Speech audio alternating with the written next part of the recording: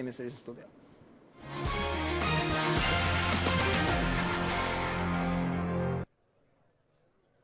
Edhe kategoria e dytë në futboll nuk i ka shpëtuar dot nderit dhe respektit e homazhit për gazetarin e minjohur Mejdan Zhivani, i ndar nga jeta pak ditë më parë. E pikërisht në stadiumin e Korabit në qytetin e Peshkopis, ndeshja mes Korabit dhe Vorës ka nisur me 1 minutë heshtje, duke nderuar një koleg dhe një mik të gjithëve. Fitoria e 9 e skuadrës Korabit kishte emrin me duelin e Vorës në stadiumin e Korabit, aty ku goli i Toskës i dha 3 pikë të tjera të arta skuadrës së trajnerit Laçi.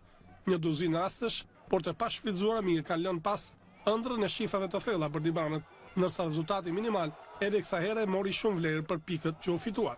Erzeni ndjekës që në start ka qenë në kryeqytet përballë Tiranës B dhe mungesa e forcave të rendit i ka dhënë 3 pikë miqve që ruajnë distancën me Korabin me vetëm 1 pikë larg. Në këtë grup rezultatet e tjera kanë qenë Luzi Sukthi 2-0, Olimpika Alpetrol 0-0, Domosdova Partizani B 0-0, Skraparit e Uta B 2-2, ndërka që në grupin B Gramshi nuk e ndal marshimin e tij si kryesues, tashmë i shkëputur me 5 pikë nga ndjekësit direkt.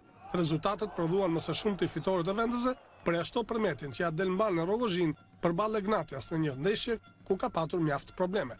Në grupin B kishim këto rezultate: Delvina Gramozi 1-0, Turbina Memalia 1-0, Egnatia Përmeti 0-1, Gramshi Bilisport 5-2, Tepelena Himara 1-0 dhe Kërcyra Orikumi 1-2. Kryeson Gramshi me 24 pikë, ndërsa të dytat janë 3 skuadra, Himara, Turbina dhe Tepelena me 19.